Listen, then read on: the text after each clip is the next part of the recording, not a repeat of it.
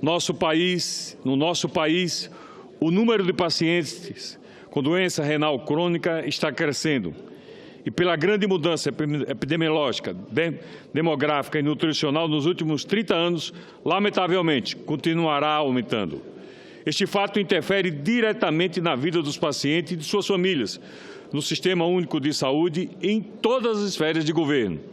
No início deste ano, eu e a senadora Ana Amélia, o presidente da Associação dos Centros de Hemodiálise e Transplante e o presidente da Federação Nacional de Pacientes Renais e de Transplantados do Brasil, estivemos em audiência com o ministro da Saúde, à época o ministro Marcelo Castro, com o objetivo de ampliar o debate e buscar soluções no tocante aos problemas enfrentados por doentes renais crônicos, a exemplo da defasagem dos repasses do Sistema Único de Saúde para as clínicas de hemodiálise. Senhor presidente, semana passada recebi em meu gabinete o atual presidente da ABCDT, o Dr. Luiz Carlos Pereira, e o tesoureiro da instituição, o Dr. Leonardo Barbes, e com grande tristeza e preocupação fiquei sabendo que, de fato, nada mudou, muito pelo contrário. Para que as senhoras e os senhores tenham uma ideia da dimensão do problema, a defasagem financeira em relação ao que é pago e o custo efetivo da sessão de hemodiálise chega atualmente a mais de 30%. Entretanto, como isso não bastasse, a situação é agravada pelos constantes atrasos no repasse e pagamento da terapia renal substitutiva pelos gestores estaduais e municipais às clínicas. Sou médico e sei que a carência na área da saúde é muito grande. Diariamente, milhares de pacientes procuram atendimento adequado e, lamentavelmente, o que a maioria encontra é uma espera de meses por uma consulta. Em alguns casos, chegam a esperar anos em uma fila para ter atendimento especializado. Entretanto, senhor presidente, colegas senadores, nos serviços de diálise, a realidade costuma ser um pouco diferente. Isso porque os pacientes renais crônicos são atendidos, em sua grande maioria, em clínicas particulares que prestam serviço ao SUS e são muito bem reguladas pelo Ministério da Saúde e pela Anvisa. Sem dúvida, é necessário que a legislação seja realmente rigorosa, uma vez que o tratamento de hemodiálise é muito sensível e, sem a estrutura necessária, os pacientes podem vir a óbito. No entanto, senhoras e senhores senadores, a manutenção de toda a estrutura de uma clínica de hemodiálise é extremamente onerosa, pois além do quadro de funcionários compostos por médicos, enfermeiros, psicólogos, nutricionistas, assistente social, técnico de enfermagem, administradores e profissionais de serviços gerais, a maioria da matéria-prima e equipamentos são importados e, obviamente, segue a variação de câmbio da moeda norte-americana. Como não poderia ser diferente, as clínicas estão sobrecarregadas financeiramente e já não conseguem mais arcar com a diferença do valor pago pelo governo. São mais de 700 clínicas de diálise que prestam serviço ao SUS e estão em imensas dificuldades financeiras. Algumas, inclusive, já fecharam as portas e muitas outras fecharão as suas portas em breve.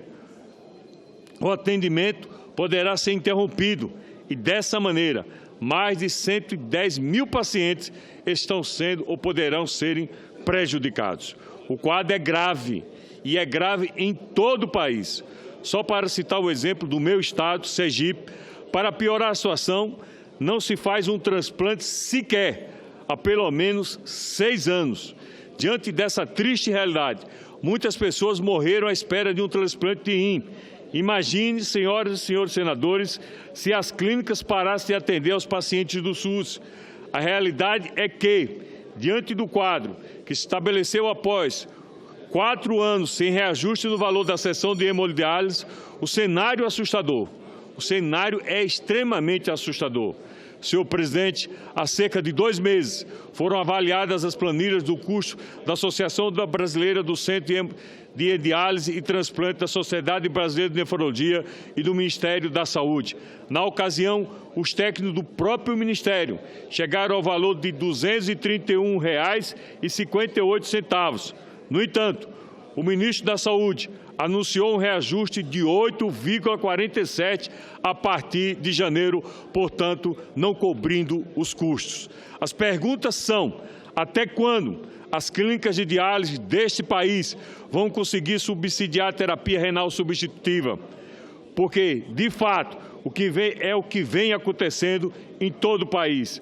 Onde serão atendidos os novos casos para tratamento pelo SUS, já que boa parte das clínicas estão recebendo... Só mais alguns minutos, senhor presidente. Já que boa parte das clínicas não recebe novos pacientes.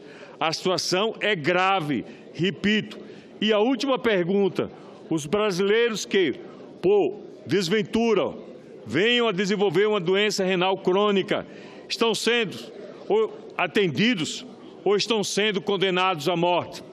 Antes de terminar, porém, gostaria de lembrar que na nossa Constituição, a Constituição Cidadã, no artigo 196, é claro ao dizer, abre aspas, a saúde é direito de todos e dever do Estado, garantido mediante políticas sociais e econômicas que visem a redução do risco de doença e de outros agravos e o acesso universal e igualitário às ações e serviços para sua promoção, proteção e recuperação. Fecha aspas. Portanto, senhor presidente, senhoras e temos plena consciência da situação pela qual passa nosso país. Não podemos deixar de reconhecer que algumas prioridades não podem deixar de ser consideradas. Uma delas, com toda certeza e convicção, é o acesso à saúde e à educação do nosso povo e da nossa gente. Porque sem saúde, senhor presidente, não há presente e sem educação, com certeza, não teremos futuro, senhor presidente. Muito obrigado.